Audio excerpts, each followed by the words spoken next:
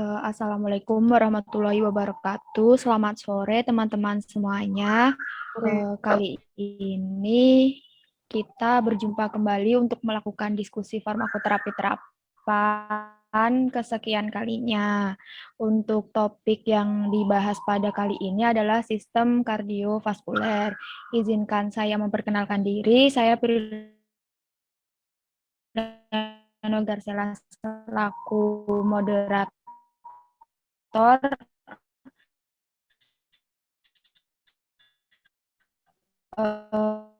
dan saya bersama dengan Mulyawati Widya Pratiwi selaku notulensi. Kemudian selanjutnya izinkan saya untuk membacakan kasus.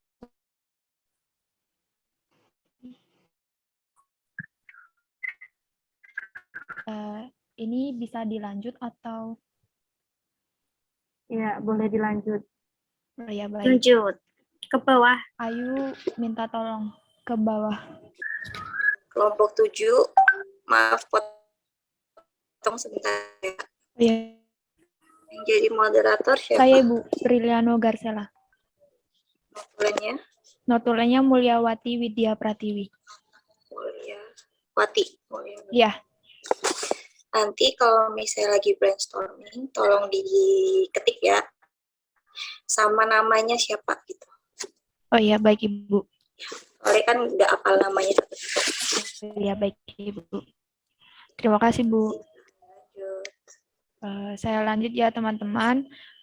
Untuk riwayat, mohon maaf, untuk tanda vital yang diketahui di sini, untuk tekanan darahnya ini bisa dilihat ya teman-teman, kalau di tanggal 31 dan tanggal 2 ini terlihat meningkat. Kemudian untuk nadinya sendiri ini diketahui menurun pada tanggal 5. Selanjutnya untuk suhu badannya ini normal. Lalu untuk respirasinya juga normal. Kemudian pasien ini mengeluhkan nyeri dada, sesak, dan batuk. Next, bawah. Untuk data labnya sendiri bisa dilihat ya teman-teman. Data labnya ini yang saya baca yang diketahui tidak normal itu dimulai dari leukosit. Leukositnya ini tinggi yaitu 19.980. Kemudian kreatinin darah pada tanggal 31 dan 2 terlihat tinggi. Kemudian tropinin satunya itu juga tinggi. Ureum, trigliserid, HDL, dan LDL. Next.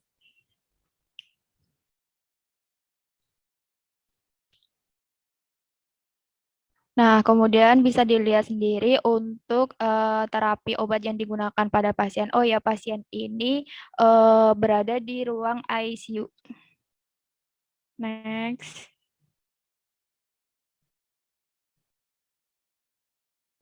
Next.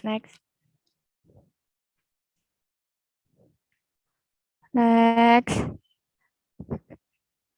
Untuk pemeriksaan penunjangnya ini diketahui adanya ronsen torak dan hasil EKG-nya ini menunjukkan ST elevasi anterior. Kemudian untuk mempersingkat waktu, kita mulai saja untuk yang pertama itu klarifikasi istilah dan konsep. Diberikan waktu 10 menit. Bagi yang mau menyampaikan pendapatnya, dipersilahkan.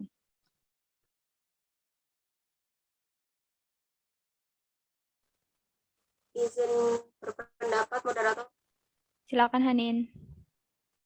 Ya, mau klarifikasi istilahnya troponin di data lab. Kalau troponin itu molekul protein yang dilepaskan ke aliran darah ketika otot jantungnya rusak akibat serangan jantung atau penyakit jantung yang serius. Jadi ini emang udah jalan sama diagnosisnya ya, karena pasien ada masalah di jantung, jadi troponinnya itu naik data lab. Terima kasih. Baik, terima kasih Hanin. Dari yang lain mungkin ada yang bisa menambahkan, dipersilakan.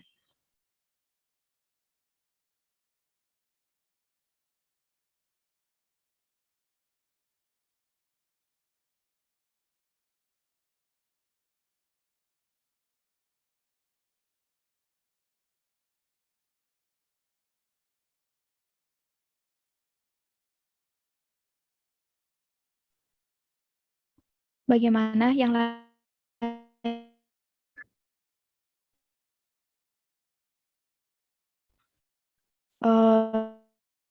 Mungkin di slide-nya.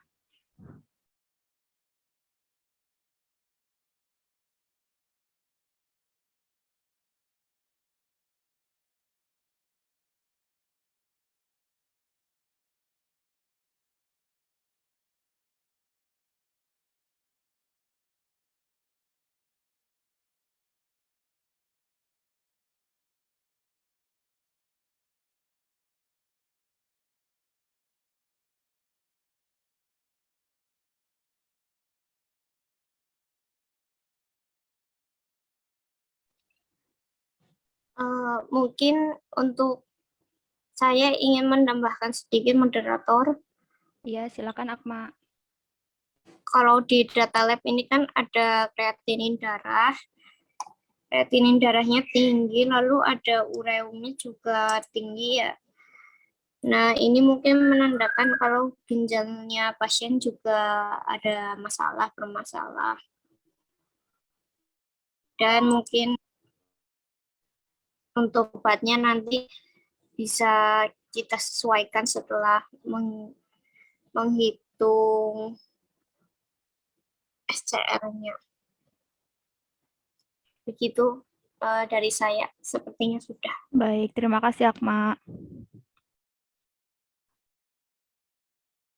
Saya mohon izin untuk berpendapat terkait leukosit pasien ini terlihat tinggi, namun pasiennya itu tidak mengalami demam. Tapi leukosit ini kan merupakan salah satu tanda pasien bisa terkena infeksi. Mungkin nanti bisa dicari-cari kembali dan kita diskusikan. Barangkali pasiennya ini butuh terapi yang terkait infeksinya sih. Dari yang lain ada yang ingin berpendapat kembali?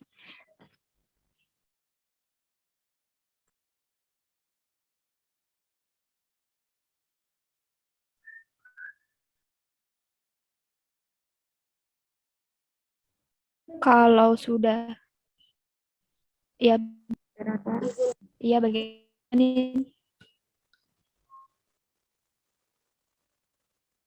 Mau izin bertanya, ada yang paham soal RBBB sama FES nggak ya? Mungkin artinya apa atau jalannya? Terima kasih. Kalau saya belum, mungkin yang lain. Izin berpendapat moderator. Silakan Ayu. Tadi itu kalau sekilas dibaca ya, kalau FAST itu kepanjangan dari yang tadi disampaikan Ibu ya, ventricular extrasystole. Itu tuh katanya aritmia ventrikular itu. Nah, kalau misalnya dilihat dari terapinya juga ada terapi aritmia. Dan kebetulan ini juga pasiennya kan STEMI, jadi ada gangguan di segmen ST. Jadi mungkin itu, maksudnya ngaruhnya ke situ. Kalau yang RBB-nya saya belum baca. Maaf, untuk RBB itu tadi baca sekilas kalau misalnya RBB itu ada gangguan aliran jantung karena hambatan aliran ke arah ventrikel kanan jantung katanya. Baik, Baru terima seperti kasih Ayu. Mungkin dari yang lain ada yang ingin berpendapat kembali atau mungkin menambahkan, dipersilakan. Oh ya, moderator izin bertanya terkait tadi Baik, silakan. ibunya bilang itu yang di brainstorming ya, yang ditulis namanya atau sekalian pertanyaan atau pembahasannya ya? Nama, NIM, dan sekalian ininya, apa namanya, berpendapat mengenai apa. Oh ya, cuman di brainstorming aja ya? Iya, Oke, terima kasih. terima kasih Tiwi.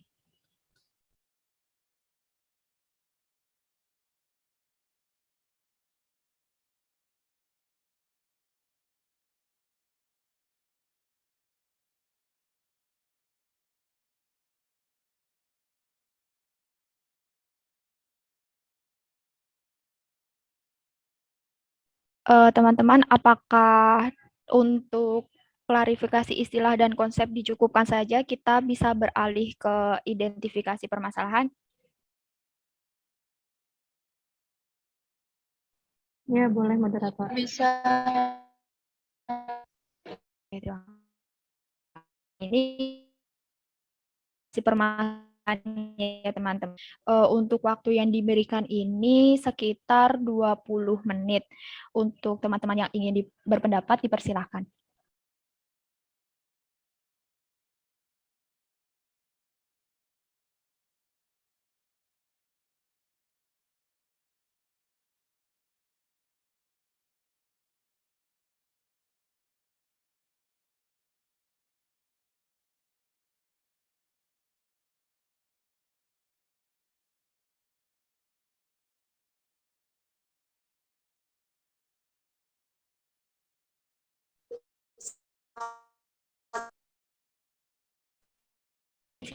Silakan.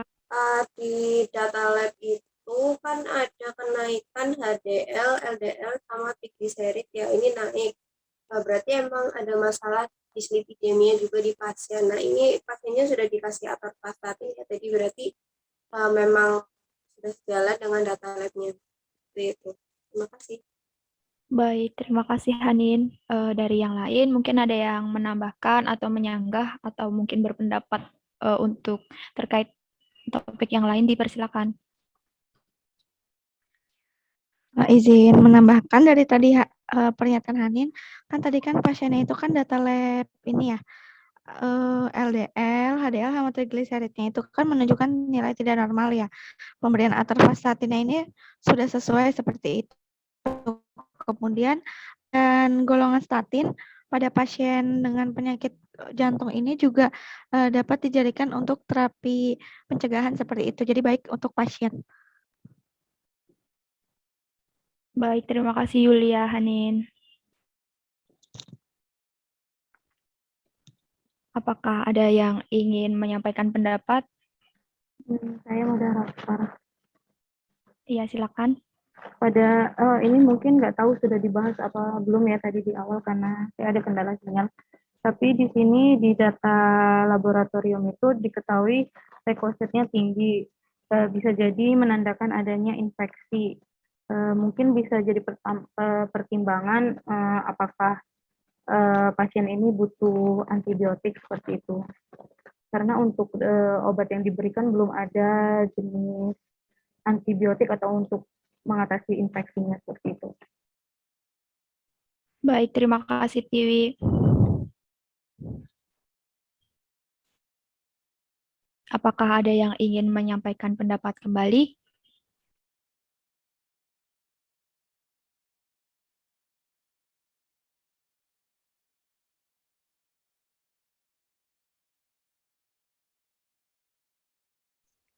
Kalau izin bertanya, Iya, boleh dipersilakan Yul.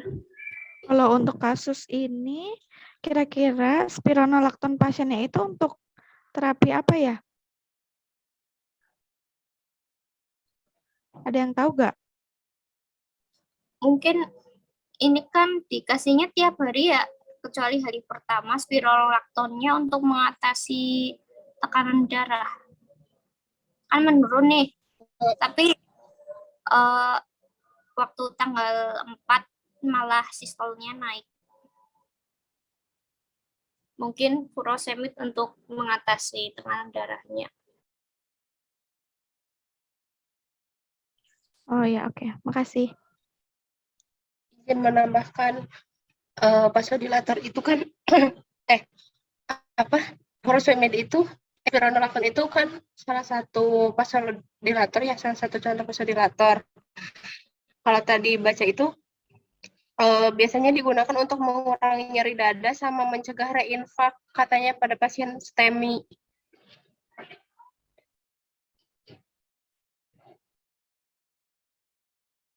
Baik, terima kasih teman-teman. Berarti mungkin spironolaktonnya ini selain untuk mengatasi tekanan darah yang tinggi tadi, selain itu juga untuk bisa apa tadi yang Ayu bilang nyari STEMI ya, Yuk?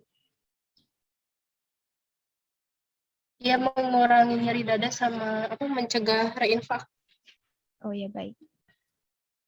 Apakah ada yang ingin bertanya, berpendapat, atau menambahkan, teman-teman?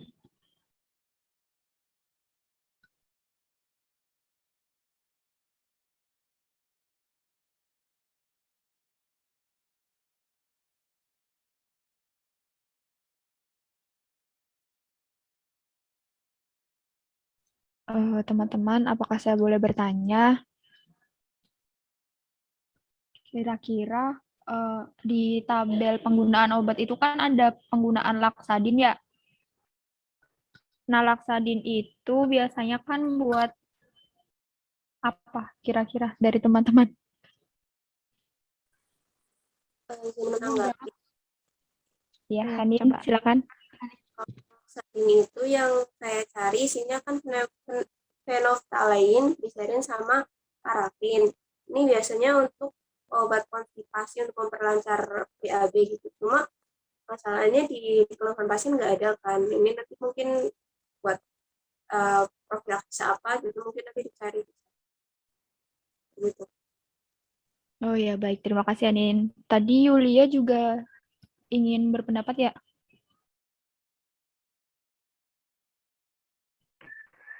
Ya, tadi saya mau nanggepin sama kayak Hanin kok.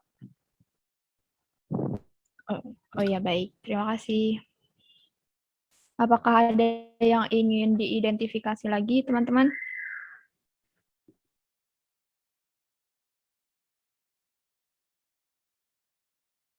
Saya izin bertanya moderator. Baik, silakan. Tiwi. Di data lab ini kan ada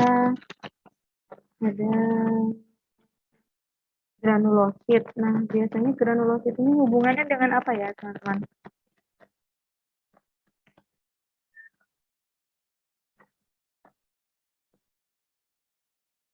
Apakah ada yang tahu seperti itu? Baik, bagi teman-teman yang tahu boleh dipersilakan untuk berpendapat.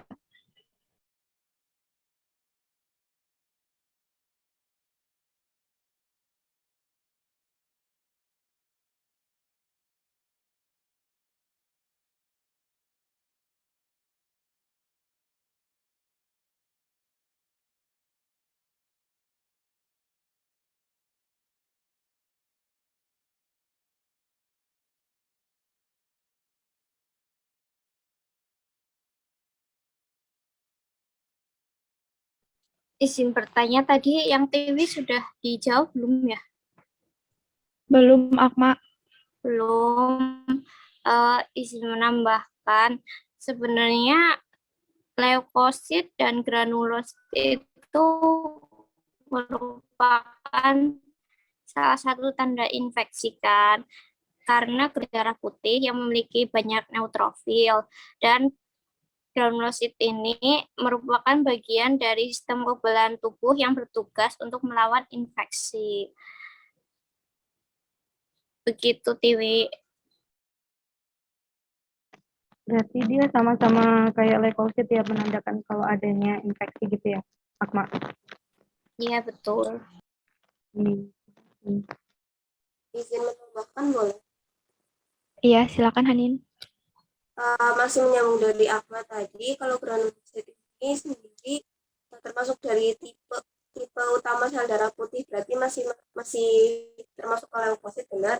Granulosit itu neutrofil, eosinofil, dan basofil. Cuma kalau untuk ukuran normalnya itu kan biasanya dipisah-pisah ya, neutrofil, eosinofil, dan basofil. Jadi normalnya itu kurang tahu berapa. Gitu. Terima kasih. Baik, terima kasih Hanin. Apakah ada yang ingin berpendapat lagi, teman-teman? Untuk waktu yang tersisa di sesi identifikasi permasalahan ini masih 11 menit. Jika ada yang ingin berpendapat, dipersilakan ya, teman-teman. Untuk nilai normalnya, saya izin memberikan pendapat yang granulosit ini normalnya ini antara 1.500 sampai 8.500, sedangkan di kasus lainnya kan sudah mencapai hampir 16.000 ya, 15.000 sekian. Jadi nilainya ini tinggi menandakan kalau ada infeksi.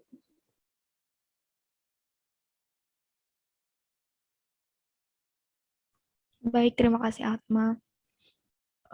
Apakah kira-kira untuk sesi identifikasi permasalahan ini dicukupkan, teman-teman? Boleh, moderator. Oh ya, baik. Kalau begitu, sesi identifikasi permasalahan saya cukupkan. Lalu kita beralih ke sesi selanjutnya, yaitu brainstorming. Untuk brainstorming sendiri ini diberikan waktu selama 30 menit. Bagi teman-teman yang ingin berpendapat, dipersilahkan.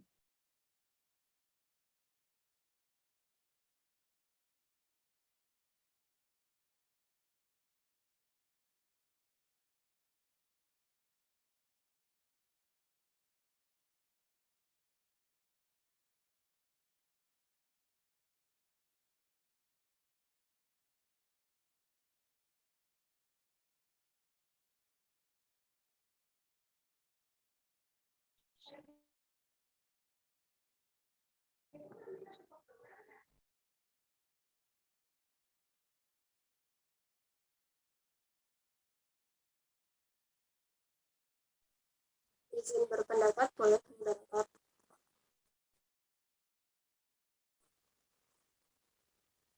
Izin berpendapat.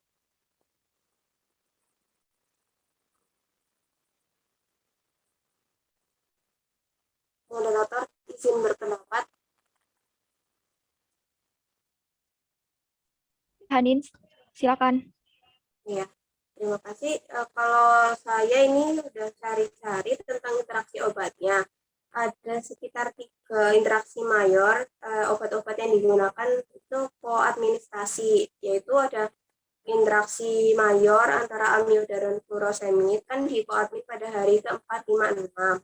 Lalu ada interaksi mayor enoxaparin sama ticagrelor di hari ke-2 sampai ke-6. Ada potensi interaksi mayor antara kodein alprazolam karena diberikan bersamaan pada hari ketiga, 4, 5. Sebenarnya ini rata-rata itu harus dihentikan, cuma nanti kita melihat lagi kalau dari guideline penyakitnya apakah butuh diberikan koadmin harus diberikan bersamaan atau bisa dihentikan kayak gitu. Mungkin nanti menunggu opini teman-teman. Kalau untuk IO mayor yang amiodaron itu, amiodaron dapat meningkatkan dose related prolongation of QT interval jika digunakan bersama dengan obat yang mengandung yang dapat menyebabkan hipokalemia dan hipomagnesia, yaitu furosemid ya tadi, dapat meningkatkan resiko aritmia ventrikular termasuk takikardia ventrikular dan torsade de Pointes. Ini kan padahal pasien sudah aritmia juga ya dari stemming itu juga ventrikularnya ada enoxaparin ticagrelor ini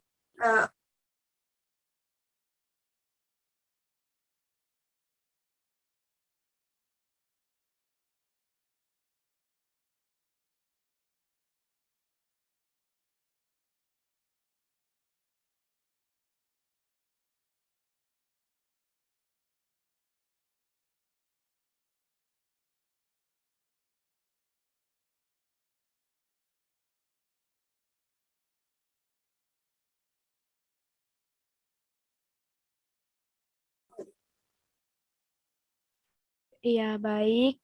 Maaf, tadi ada sedikit kendala ya. Berarti, mohon maaf sebelumnya saya tadi kan sempat keluar. Untuk interaksi obatnya tadi, Hanin yang pertama itu kodein dengan alprazolam ya? Iya, ada kodein alprazolam, ada enoxaparin dan ticagrelor, lalu amiodaron sama furosemid. Itu yang digunakan bersamaan. Oh iya, baik. Terima kasih, Hanin. Dari teman-teman yang lain, apakah ada yang ingin berpendapat atau mungkin menambahkan dari Hanin? Dipersilakan. Oh ya, saya izin berpendapat, moderator. Oh iya, silakan. Jadi saya tadi juga sempat mencari terkait interaksi obat. Saya menemukan adanya interaksi kodein dengan ticagerol. Nah, ini interaksinya itu tuh sangat serius katanya saya cek di interaction checker. Katanya itu harus cari alternatif obat lain seperti itu. Baik, terima kasih Tiwi atas pendapatnya. Dari teman-teman yang lain, apakah ada yang ingin menyanggah, menambahkan, atau mungkin berpendapat? Dipersilakan.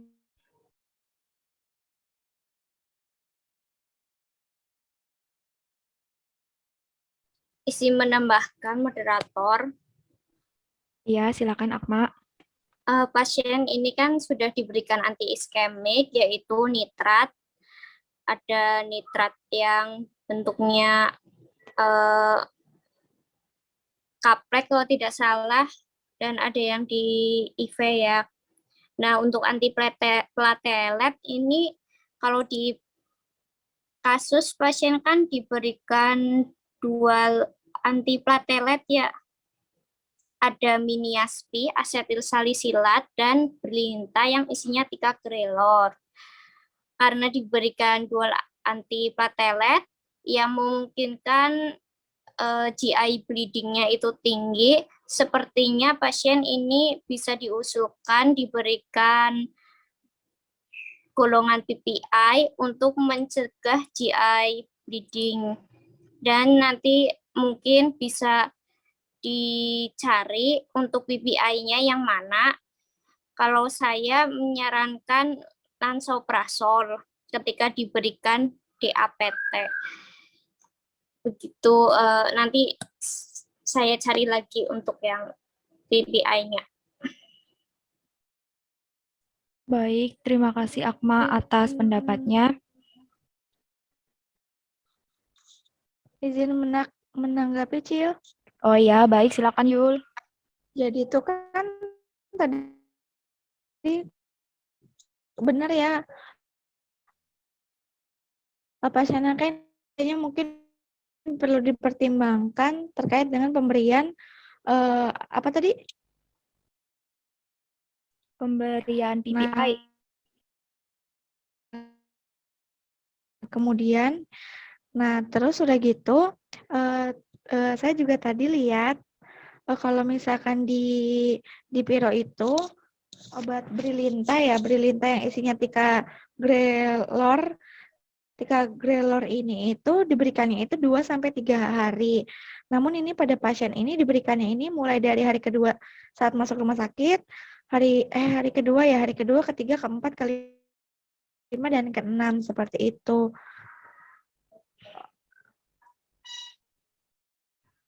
Baik, terima kasih atas pendapatnya Yulia.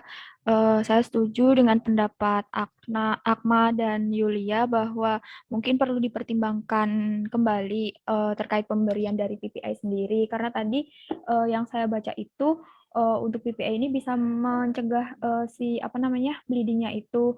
Nah, tapi pemberian PPI obatnya itu omeprazol itu tidak disarankan. Jadi mungkin nanti bisa dicari-cari kembali terkait obat yang dipilih apa. Seperti itu. Dari teman-teman yang lain, apakah ada yang ingin berpendapat, menambahkan, atau mungkin menyanggah, dipersilakan.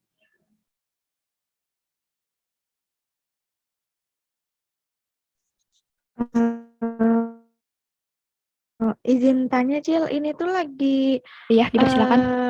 brainstorming. Soalnya tadi saya keluar. Iya, benar, lagi di sesi brainstorming.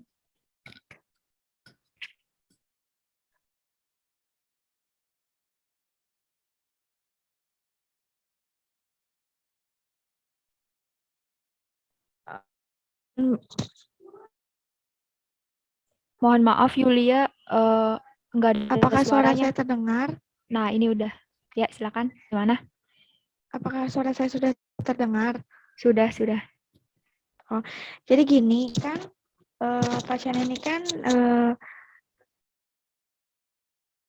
tadi kan sudah Ahmad jelaskan ya, pasien mendapatkan terapinya itu tadi dual antiplatelet, seperti itu. Kemudian pasien juga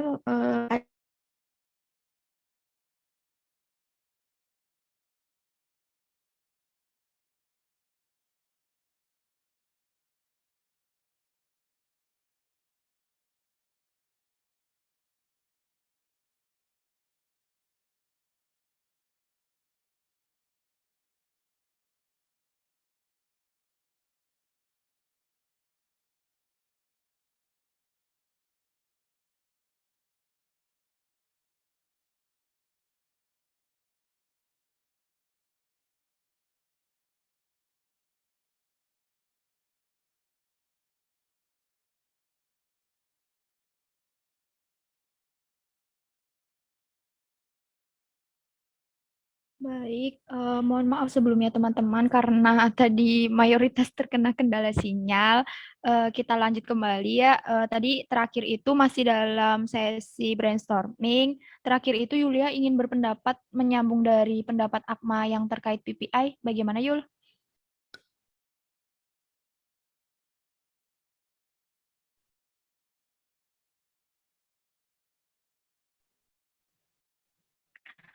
Halo, apakah suara saya terdengar? Iya, sudah terdengar.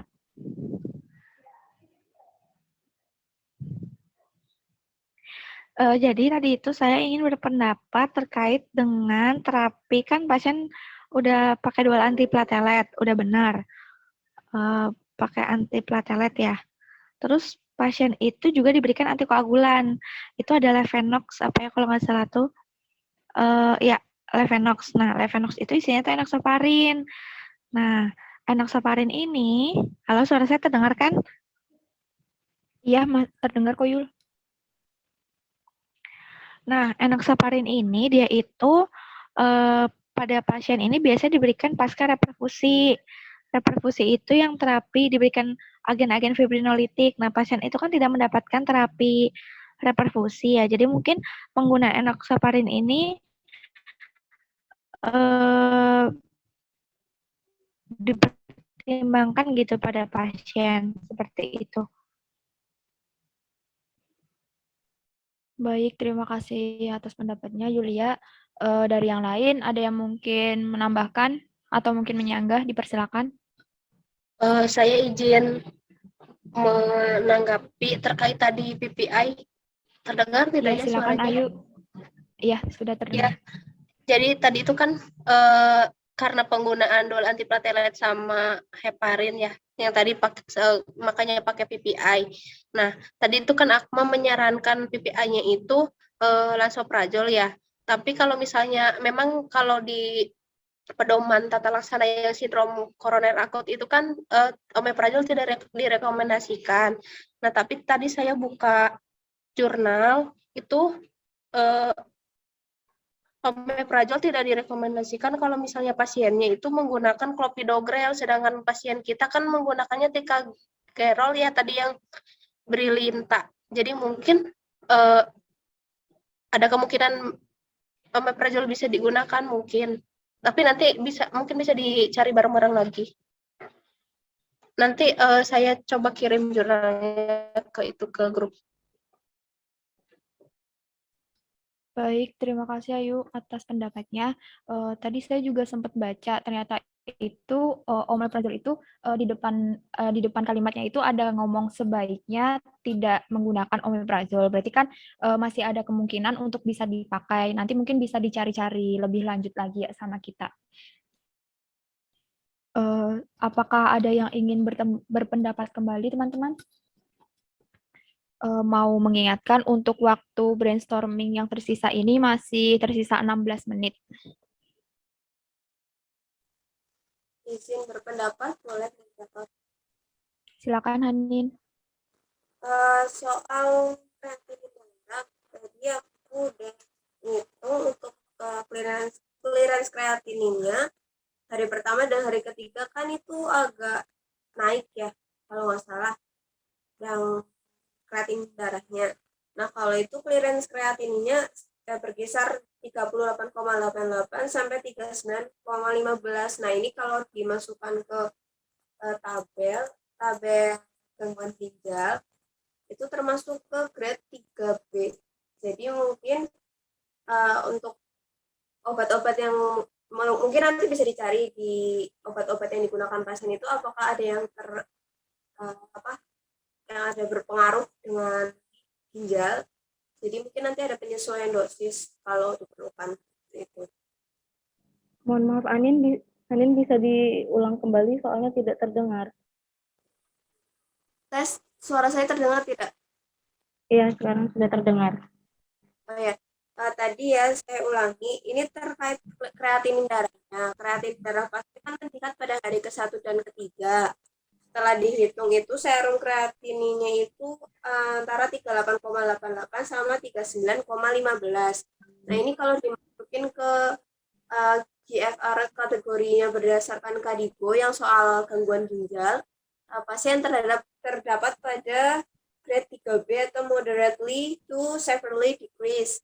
Jadi mungkin nanti kalau di obat-obat pasien ada yang berhubungan sama eliminasinya di ginjal atau bagaimana yang berpengaruh lah pokoknya dengan ginjal, itu butuh penyesuaian dosis nanti seperti itu.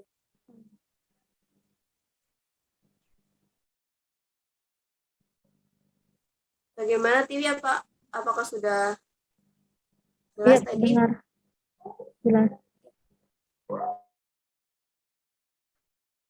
Kelompok 7 udah sampai mana?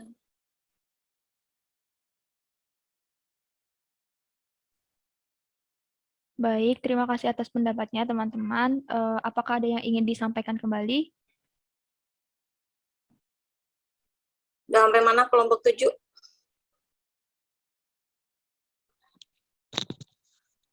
Izin menjawab, Bu. Masih di sesi. Brainstorming, Bu. Boleh lihat nggak? Udah bahas apa aja? Diketik nggak? Tadi Natulen. Saya masih tulis tangan, Bu, tadi. Jadi saya bacakan saja, Ibu. Iya, soalnya nggak tahu sampai mana ya. Oh iya. Tadi di awal itu Hanin menyampaikan bahwa Hanin ini menemukan adanya interaksi, Bu. Interaksinya itu ada kodein sama alfazolam. Kemudian ada enoxaparin dan 3-gerol. Terus kemudian ada furosemid dan satunya saya karena sinyalnya buruk jadi belum terdengar, Bu. Terus Kemudian saya juga memberikan pendapat bahwa ada juga interaksi kodein dan 3-gerol. itu apa? Serius, monitor closely, Serius, Bu, yang kodein sama 3-gerol. apa? Katanya kodein ini bisa meningkatkan atau menghambat itu 3-gerolnya, efektivitas dari 3-gerolnya gitu, Bu. Sarannya? Sarannya itu tuh harus cari alternatif pengobatan yang lain. Seperti itu. Kemudian Belum nyaranin apa? Diganti belum, apa? masih brainstorming, belum menyarankan terapi, Bu. Oke, lanjut.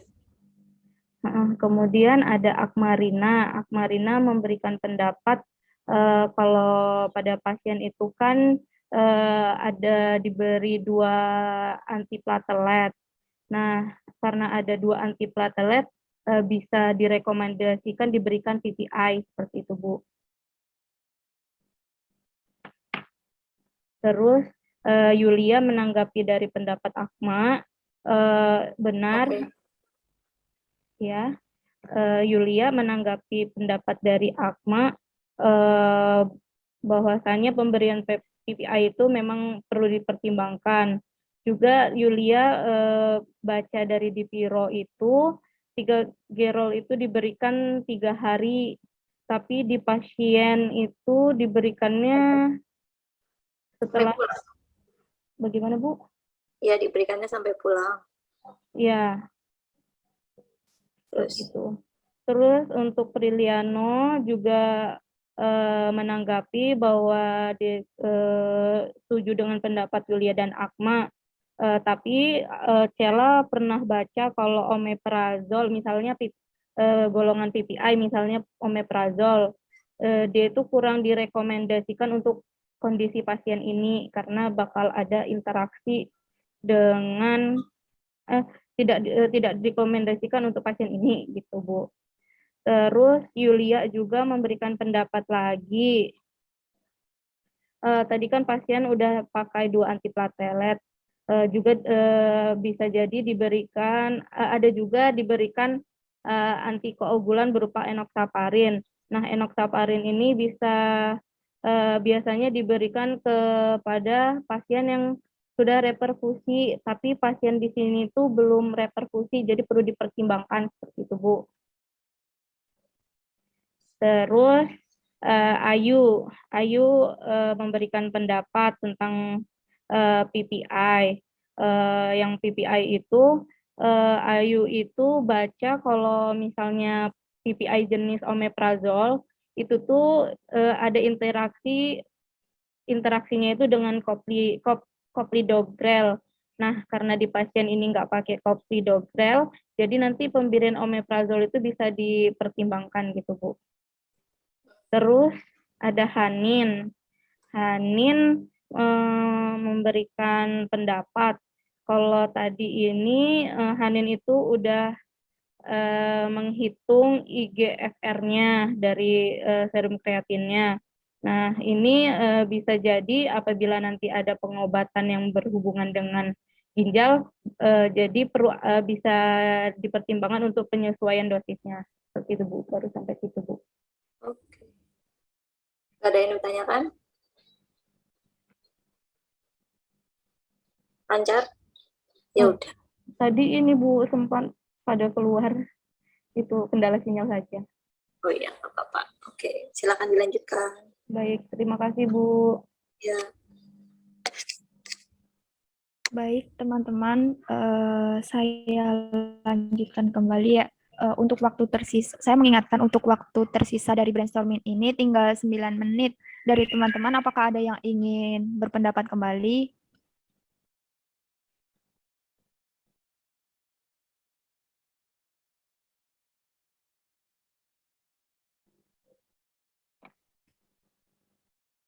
Baik, seperti Saya ingin oh ya. bertanya mungkin kepada teman-teman, apakah sudah ada yang menemukan, misalnya kalau ini kan diberikannya 3 grelor, bukan clopidogrel. Apakah sudah menemukan PPI yang cocok untuk 3 grelor?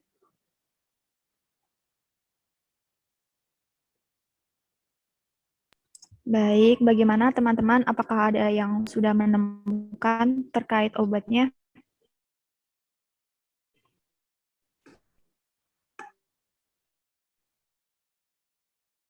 Belum? Baik. Ya baik, nanti kita cari sama-sama Iya. mungkin. Lalu untuk alprazolam ini untuk problematik yang mana ya teman-teman?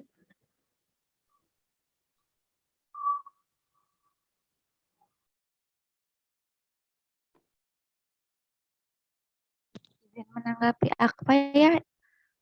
Saya juga, halo, suara saya terdengar? Ya, Yulia, silakan.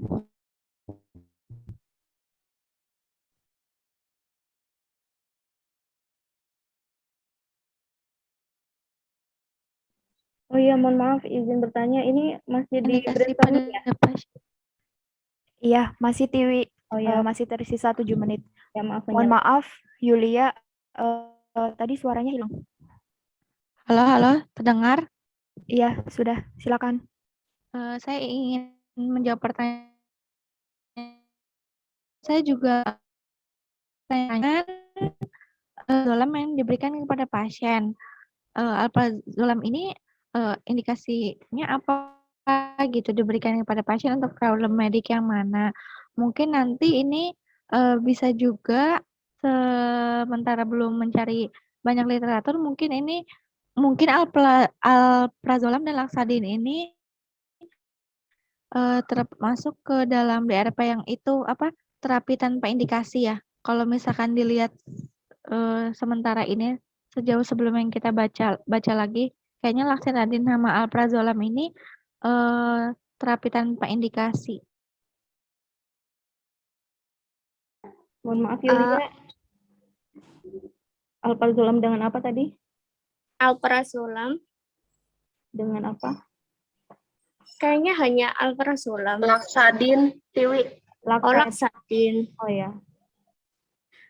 Oh iya, izin bertanya teman-teman, kalau pasien STEMI dengan diagnosis kasus kita ini, kemungkinan kalau laksadin ini kan untuk memperlancar buang air besar ya?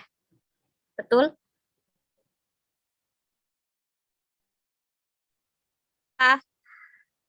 Pasien ini kesulitan buang air besar, makanya dikasih laksadin sirup gitu loh. Karena penyakitnya mungkin. Terus kalau alprazolam ini kan salah satu obat yang berfungsi untuk mengatasi atau mengurangi tingkat kecemasan dan nyeri. Mungkin lebih bukan terapi tanpa indikasi ya, tetapi kan karena pasien mengalami gejala penyakit STEMI dan ini kan termasuk penyakit jantung yang dapat menyebabkan pasien mengalami kesetresan. Mungkin diberikan benzodiazepinnya menurut saya untuk mengurangi kecemasan pasien tersebut. Mungkin seperti itu.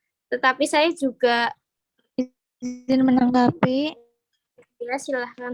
Ya silahkan.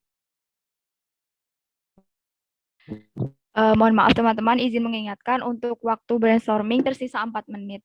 Silakan Yulia.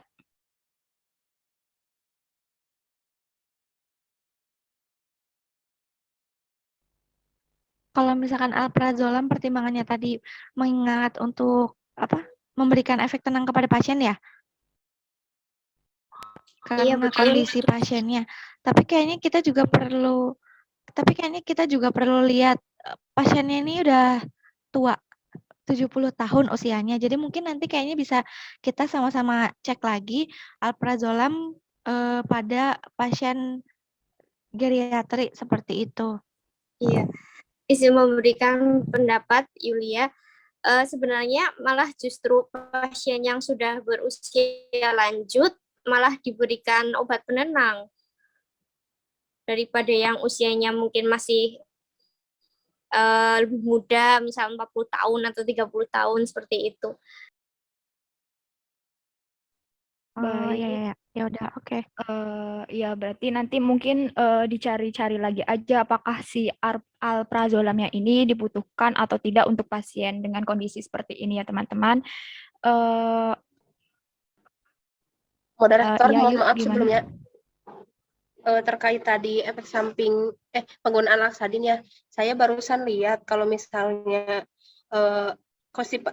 kodein itu bisa menyebabkan efek samping konstipasi, itu efek sampingnya itu paling besar lebih dari 10%. Jadi kemungkinan mungkin penggunaan Laksadin itu karena digunakan kodein gitu.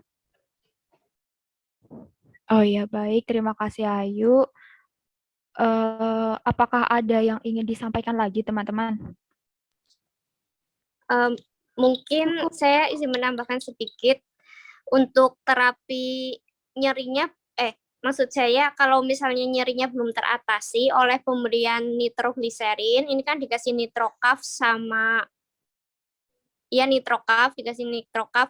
Mungkin kalau masih nyeri bisa diberikan anti nyeri, tapi anti nyerinya itu kan bisa diberikan acetaminophen atau paracetamol atau juga bisa morfin kalau untuk yang pasien dengan STEMI. Saya usul pemberian tetapi belum menemukan obat yang tepat yang mungkin sudah itu Baik, saja terima kasih moderator. Akma. Baik, terima kasih Akma dan teman-teman semuanya. Mengingat waktu brainstormingnya ini sudah habis, mungkin kita lanjut aja ke sesi yang selanjutnya. Nah, sebelumnya saya menawarkan untuk sesi selanjutnya itu kan analisis permasalahan. Setelah itu penyelesaian kasus, apakah mau digabung saja untuk mempersingkat waktu? Dari teman-teman bagaimana? Boleh. Oh iya, baik. Boleh. Oh iya, moderator izin bertanya, untuk yang setelah sesi brainstorming ini apakah perlu dicatat juga ya terkait pembicaraan? Oh iya, tadi dari Ibu Vista itu bilangnya sih di brainstorming aja. Oh ya, oke terima kasih. Oh ya, iya baik terima kasih. Baik, untuk sesi selanjutnya ini digabung ya. Untuk analisis permasalahan dan penyelesaian kasus ini diberikan waktu sebanyak 35 menit. Untuk teman-teman yang ingin berpendapat atau menyanggah dipersilakan.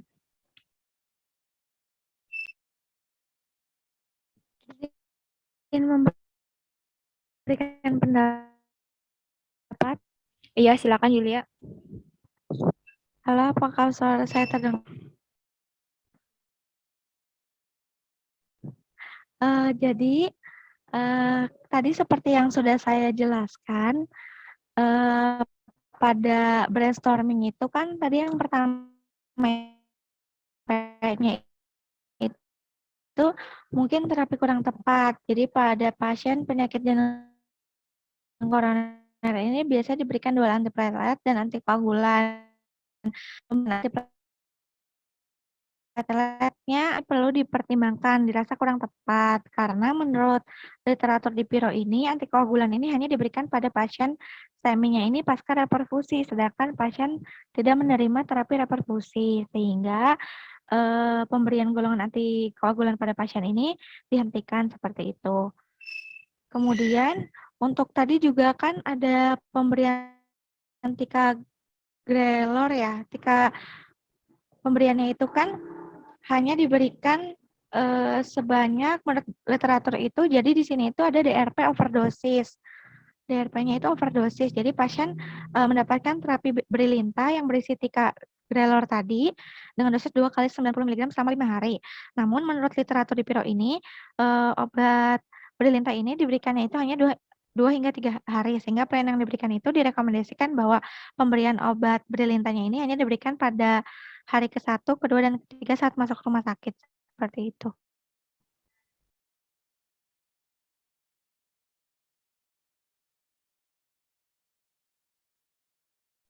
Baik, terima kasih atas pendapatnya Yulia. Dari teman-temannya lain, mungkin ada yang mau menambahkan, menyanggah, atau berpendapat tentang yang lain, dipersilakan.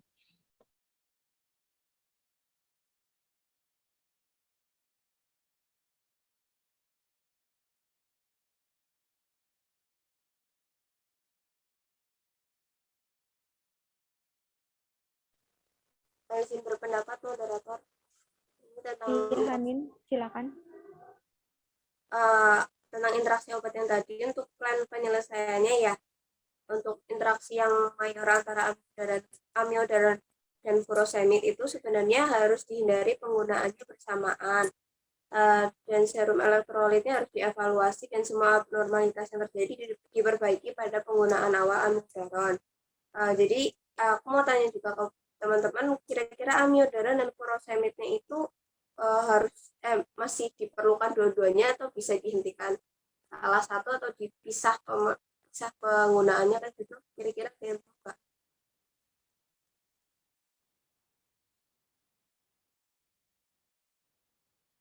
Mohon maaf, Hanin, apakah pertanyaannya bisa diulang tadi di saya ini? Kalau untuk amiodaron dan furosemid itu obat mayor, hindari penggunaan, dilakukan evaluasi serum elektrolitnya. Teman-teman ada pendapat nggak amiodaron dan furosemidnya itu harus tetap diberikan bersamaan atau bisa dihentikan atau bisa dipisah penggunaannya gitu, soalnya digunakan bersama di hari ke-4, 5, 6 bulan. Seperti itu. Lalu untuk interaksi yang mayor enoxaparin dan ticagrelor itu harusnya semua agen yang dapat menyebabkan resiko peningkatan hemoragik, yaitu ticagrelor, itu harus dihentikan jika enoxaparin akan diberikan. Tapi jika harus diberikan bersamaan, maka harus diberikan secara hati-hati dan dilakukan pemantauan ketat pada resiko pendarahan. Berarti tadi sesuai ini ya, ada 2 platelet yang meningkatkan bleeding risk. Kalau untuk interaksi mayor antara kodein dan alprazolam itu sama, harus dihindari penggunaan bersamaannya, tapi boleh digunakan terapi alternatifnya tidak adekuat. Jika perlu diberikan bersamaan, harus dibatasi dosis dan durasi tiap obatnya hingga paling minimum untuk mendapatkan efek klinis yang diinginkan dengan titrasi dan adjustment dosis yang hati-hati. Monitornya dilakukan ketat pada gejala depresi respiratori dan sedasi. Itu kira-kira antara amiodaron, furosemid, enoxaparin, ticagrelor, kodein, alprazolam itu bisa dihentikan salah satu atau tetap digunakan bersamaan ya, kayak gitu.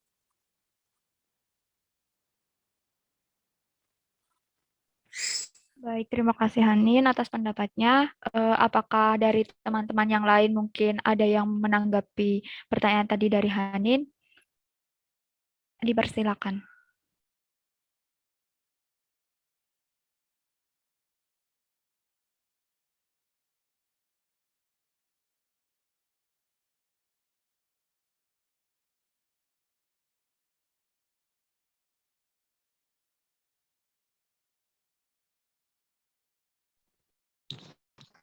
Dari saya cukup, Cel.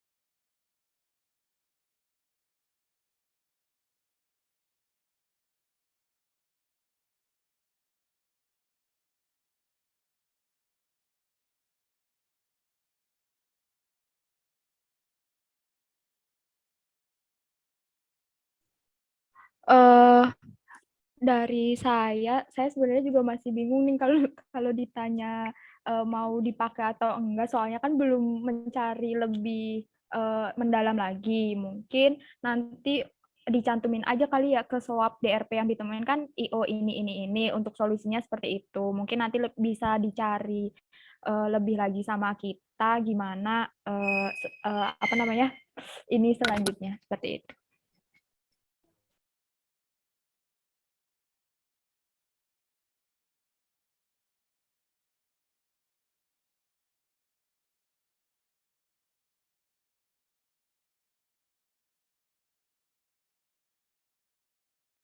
Apakah ada yang ingin disampaikan kembali, teman-teman? Tidak ada.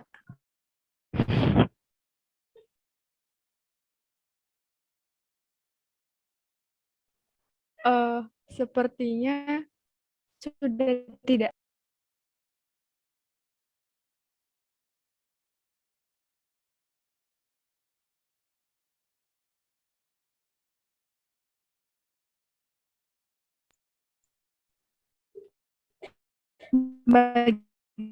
Bagaimana, teman-teman? Sudah tidak.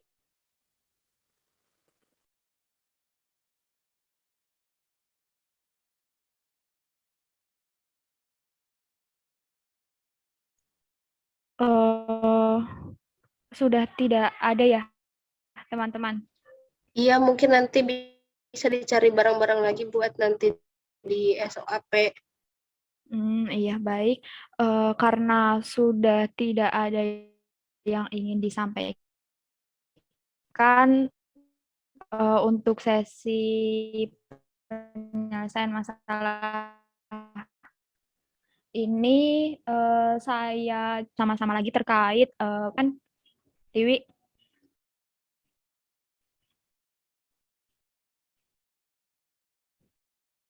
Halo, Tiwi. Ya, ya. Apakah suara saya terdengar?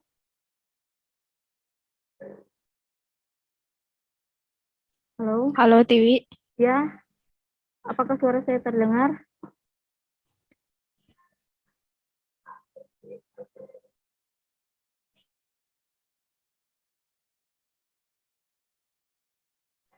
Halo, apakah suara saya sudah terdengar?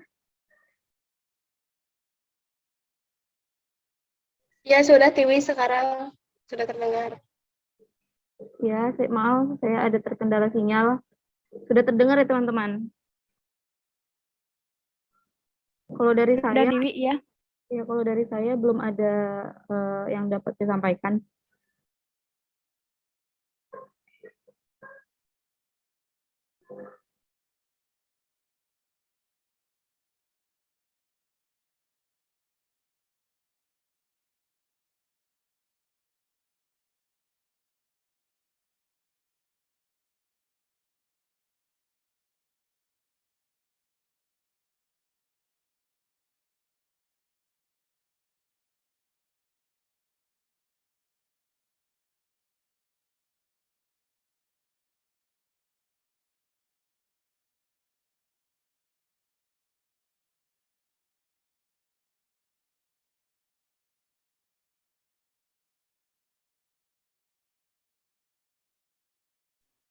Halo teman-teman. Ya, moderator. Tiwi mungkin bisa disampaikan terkait notulensi dari DRP sementara.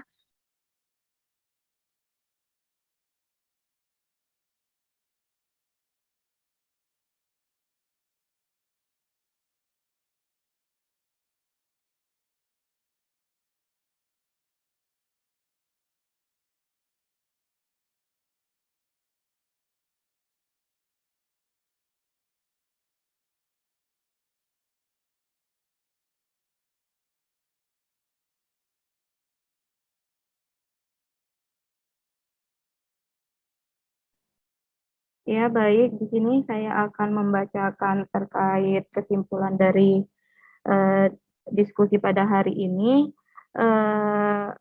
Ditemukan adanya DRP overdosis dari Brilanta yang berisi enoxaparin. Itu nanti kemudian itu ada DRP interaksi obat antara aminodaron dan furosemid, kemudian ada enoxaparin dan 3-kerol, dan kodein dan alprazolam, seperti itu. Baik, terima kasih Tiwi atas pendapatnya. Iya.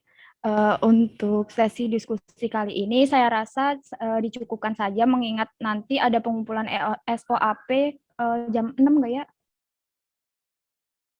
Ya, Seperti biasanya jam 6 kan? Nah, iya berarti terima kasih untuk teman-teman semuanya. Mohon maaf apabila saya selaku moderator dan Tiwi selaku notulensi ada banyak salah.